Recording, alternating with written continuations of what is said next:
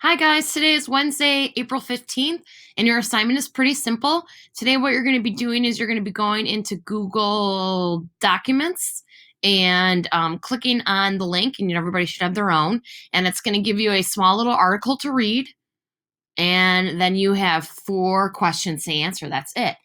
So all you need to do is answer the questions directly on the document, and then you can just go ahead and turn it in. So that's it. That's all you're doing today is reading this assignment, answering the questions, and then turning it in. So if you would like to stop the video right now, you can. If you would like to stay and listen to my beautiful voice, read this article, you can also stay. Okay, so but stop the video right now if you prefer to just read it on your own.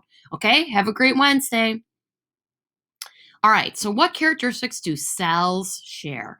Yesterday, we talked about different kinds of cells and reviewed what it meant to be alive, and we kind of looked at some basics of what cells look like. Today, we're going to look at 2 different types of cells. One is called a prokaryotic, and the other one is called a eukaryotic, like you and me. And if you can see that there's a picture of both of those right here. So prokaryotic cell and eukaryotic cell. So I'm going to start reading, and you can follow along with me as I read aloud.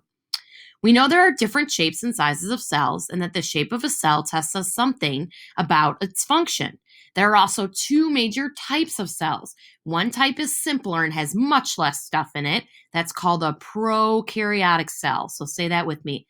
Prokaryotic cell. And if you look at it, the prokaryotic cell is this one right here, a lot simpler, a lot less stuff in it. Okay? Most single-celled organisms are prokaryotic cells. So if you're a living thing and you're only made of one cell, you most likely look like this. Okay? The cells we're going to spend most of our time learning about, however, are called eukaryotic cells. Eukaryotic, and that looks more like this. These are things like plants and animals, a lot more complex. So that's the one on the right, eukaryotic. And I just remember it's what you and I both have. So eukaryotic cells. These cells are found in plants and animals, and since we humans are in the animal kingdom, these are the kinds of cells we have. There are 3 parts that all eukaryotic cells have. So if you're a plant or an animal, even though we look a lot different, we all have these 3 things. So if you scroll down, you'll notice we all have a cell membrane. That's its outer layer on the very outside part of the cell. We all have cytoplasm, which is this goo that's in the inside. And then we all have a nucleus, which is kind of in this big part in the middle here. So let's continue reading. Cell membrane. The protective layer that surrounds all cells is called the cell membrane. The cell membrane regulates, and this means controls, interactions between the cell and its environment. So if I look at this picture, I kind of notice, it's probably going to be interacting or controlling stuff that's leaving or entering the cell because it's on the outside. Water moves freely into and out of the cell, passing through the cell membrane.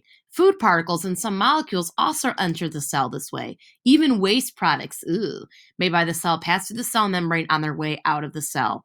The job of the cell membrane, therefore, is to control what comes in and out of the cell at all times. Some materials are allowed to pass through, others are not.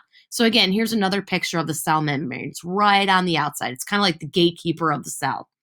Okay, the next major part all cells have is called the cytoplasm.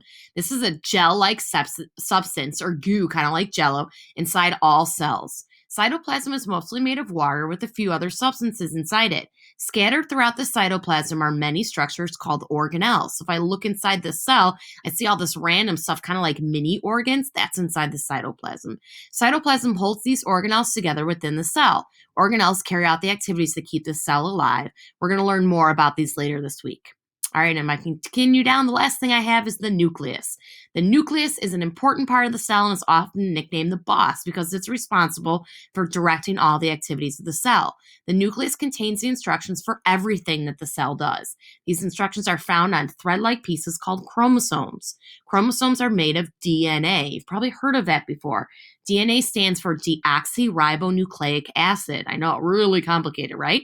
So we say DNA, and it's a special code that makes organisms special and different from one another. The nucleus is like the brain in the cell. The cell could not live without it. So if we look at the picture that's underneath, we can see the cell structure. This big dot kind of in the center, or really the biggest one in the cell, is called the nucleus. Inside of it, we have all this important DNA, and that's why the nucleus is such a big deal. So for the rest of the assignment, you're just going to answer these questions based on what I've read. Okay, guys, good luck. Let me know if you have any questions. Have a great day.